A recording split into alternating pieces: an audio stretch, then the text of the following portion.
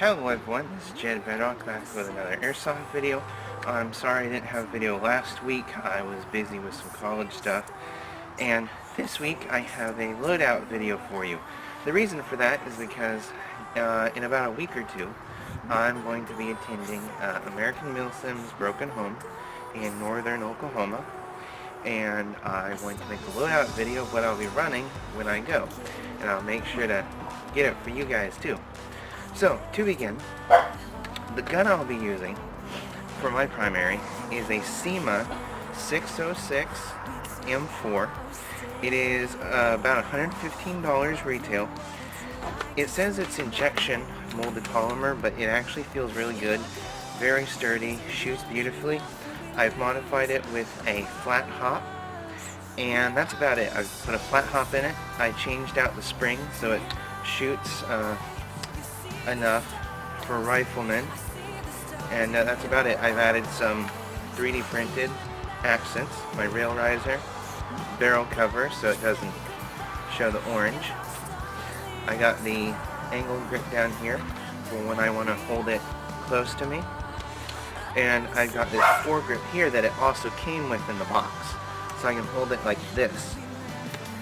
It came with a high cap magazine, of which I will not be using at the Milsim. It has retractable crane stock, and I put the name of the gun on the side there. And that's about it.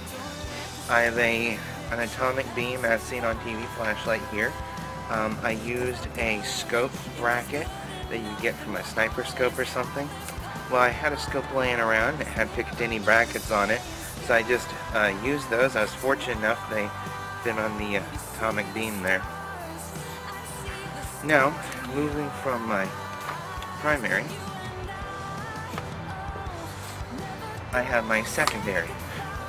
My secondary I made a video on. I'll be running the G&G M92 gas blowback, and I'm very happy with this gun. I really like it.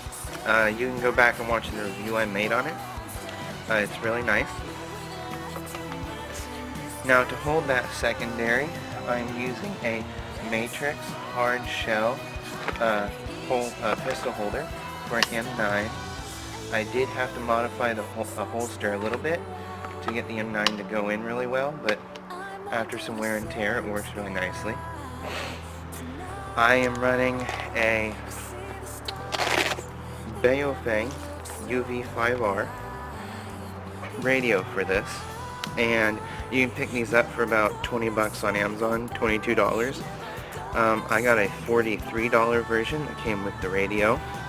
It came with a push to talk right here, and it came with a bunch of other stuff, but most notably the push to talk came with an extra battery and stuff.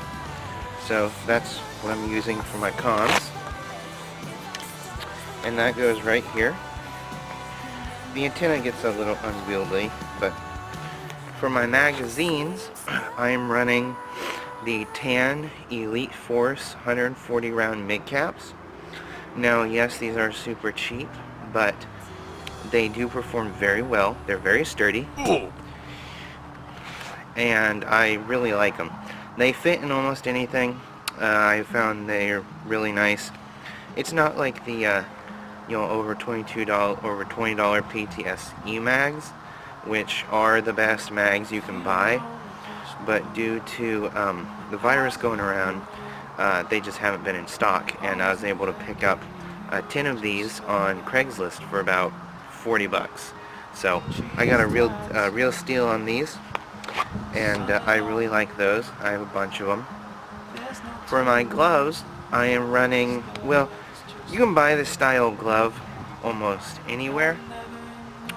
This is just a $20 brand I picked up off of Amazon, so you can get them anywhere. They're a normal type of glove. For the shirt, I forget exactly which brand it is, but it's just a standard multicam, a BDU shirt, wherever you want to get one. It really depends on where you want to get it. The pants, I do remember, are 5'11", Pants, they're high quality, but after a little bit, I don't know if you can see that, after a bit of kneeling, I developed a hole in the knee, so, yeah. I think that's just me though, not the pants. I guess you shouldn't be kneeling on concrete and stuff. Let's see, the vest, I don't remember the brand, but I would not recommend this vest. It was $148. It fits kind of weird-ish. It doesn't hold that tight to you. Like, so when you're running, it can become a little floppy, and I don't really care for that.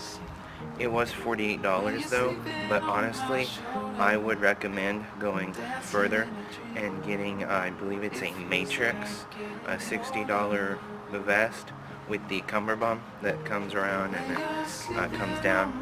I would recommend that more than this, because actually after the Milsim, I'm going to be buying a new vest, because this one's falling apart. That's just how cheap it is.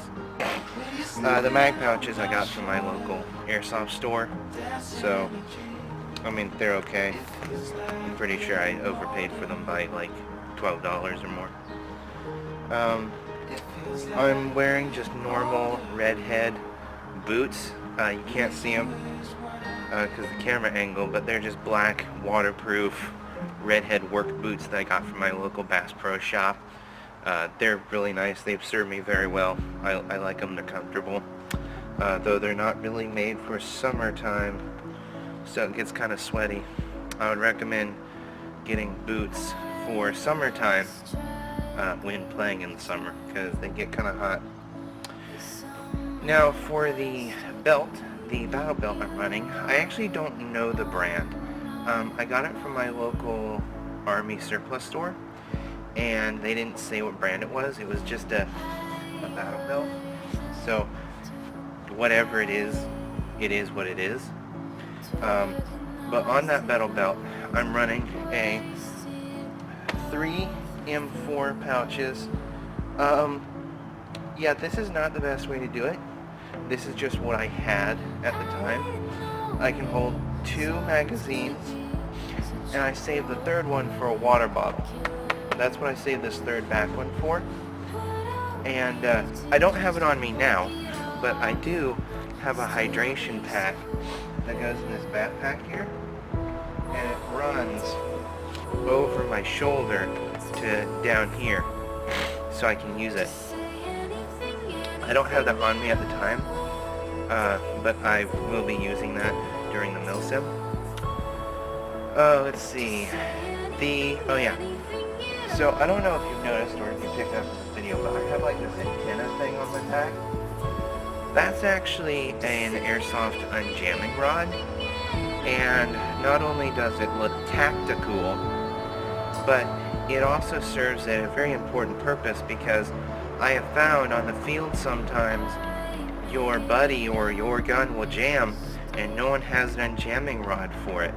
So I always figured I could just grab the unjamming rod from my back and I'd have one right there, and it looks like an antenna. So it serves 2 purposes. One's very important and one's just for looks. I honestly didn't know where to put it on my body, and if I can make it look like a cool antenna, then it's a win-win.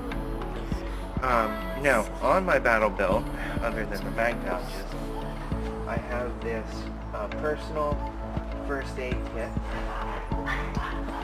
and or individual first aid kit. They call it night pack. And I will actually be holding an actual first aid kit in there, and some other stuff for the Milsim. So I'll go to the store and buy a first aid kit, and I'll just shove it in there, because that's what it's made for. It's not a specific brand. I just got it off of Amazon. It was like 16 bucks on sale, so I just picked that up. It is cool. If I can do this for you. It is cool because I had that. I can just pull it off like this. See? That's one really cool thing about it. I did pay the extra for that bit, but like if there's ever an actual emergency and I need my first aid kit right in front of me, I can just pull it off, and that's really nice. I really like that. And then when I'm done, I just slap it back on or have someone else put it on for me. So that's one thing that I really like. It's really cool. Just tear it off. Got your first aid kit right there. I'm actually using some foam blocks to give it some body for the video. And then going from there, let's see, I have a dump pouch here. I have a dump pouch for my magazines, because now a lot of people say that dump pouches are worthless. You know, you just take your mag out, take the other one out, plug it in, stuff like that. I can show you what people usually do. A quote, tactical reload. And here's the reason why I use dump pouches. Because when you're on the field and you're shooting, excuse me, what people usually do is they'll pull this out, put this one back in, and there you go. That takes a long time. With the dump pouch, it goes something like this. That is a lot faster. Now obviously my dump pouch wasn't open, so you may have heard it hit the ground. But that is a lot faster than trying to do it the other way.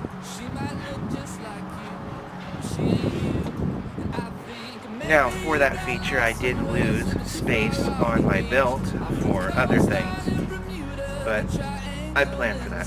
Now, onto the helmet. On my helmet, or my head, I guess, I'm running a few different things. First of all, I'm a GoPro, and that is being held onto my head with a 3D printed mount. A lot of people use, I think it's called the Brain Blaster. I don't use that. I never wanted to pay for one. So I just 3D printed one of my own, and I use that and I like it. It's nice and adjustable. A bit wobbly, but I've been able to fix that. And then on my helmet, I have my American flag patch here, got my JedBedrock patch here, and on the back, I have this, now it's pink now, but I'm going to cover it with a cloth. This is my battery pack, and it powers my GoPro and this unit down here. Now this unit down here is called an Xbox. It takes air and it blows it through, I don't know if you can see them on the video, but there are two tubes here and here. And what those do is they run in behind my helmet, and you may not be able to see it, but if you can see this little black piece here that I'm touching, I actually 3D printed that. It's a clip that I 3D printed for the tube on the Xfog to go through, and so the clip holds it to the band of the goggles. If any of my viewers use an Xfog, you'll know what I'm talking about for using it with goggles. You gotta run the tube through your helmet and then come into your goggle. Well, for me this didn't work too well because I sweat profusely, especially in the face, and I found that the air just blows down like this or up like this. It doesn't blow out, which still allows my goggles to fog. Well, what I've done is by running the tube behind the goggle band itself, by using this clip to hold it level, it goes into the goggle like this, instead of up or down. So I get the maximum out of my Xfog system. Now, because I use an Xfog system, it takes up a lot of space on the back of my helmet. I can't run anything else. But honestly, the battery pack and the Xfog in itself acts as a nice counterweight for the GoPro. Going on from there, I have a light on the top of my head. This is for, probably can't see it in the daylight, but it's like a flexible LED light. It is for nighttime games. If I'm hit or something, I turn that on. I do believe they request it in their rules. Going on from there, the goggles I'm using are Revision Desert Locust goggles. I love them. I'm looking into Turbofan goggles, but I haven't quite gotten there yet, and they've been out of stock and everything because of the virus. The helmet I'm wearing is nothing special. It is a 6mm Pro Shop bump helmet that I got straight off of e-bike. I got the special kind where it's like a big size with the multicam pattern on it, and that retails now I think for like $70, but I got it for about $54, $58 at the time that I bought it. Now what I've done for the face, and that is very unique that I like, is I bought an Under Armour hot weather balaclava, the type that goes over your head and leaves a space for your eyes.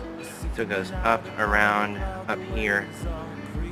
And I took a face mesh that would usually look kind of ugly, go over this part of my face.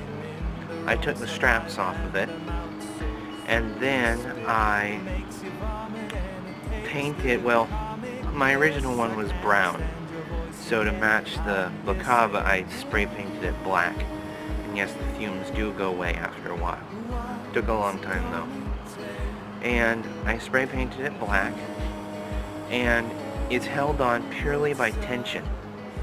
So what happens is when I put the balaclava on, I slip the mesh down in there, I put on my helmet and my goggles, and then this chin strap right here, that's what keeps the mesh from falling off of my face. But I can still flip it down. And I really like that. Not only does it make it easier to breathe without having to mess with the mesh, but it also looks a lot better. And because I can pull the balaclava down a little bit below here, I don't have to worry. That's being kind of slippery. There we go. I don't have to worry about fogging my goggles because I'm wearing like a face thing or something. That's why the mesh had to be black, so it could blend in when I pull it down a little bit to breathe on it, so my breath goes through instead of up into my goggles, so I don't have fogging issues. Also on my helmet, that I figured was worth mentioning, was a lot of people will put their goggles around the back of their helmet like I've done, but the difference for me is that I had issues with it sliding off my helmet. It would slide up or down. I was having that issue. So I went ahead and I custom 3D printed these special little clips. They're right here. These special clips that actually go into the rail system of my helmet. They go into the rail system, they slide in, and they're made specially so the band of the goggle can go down into them like this,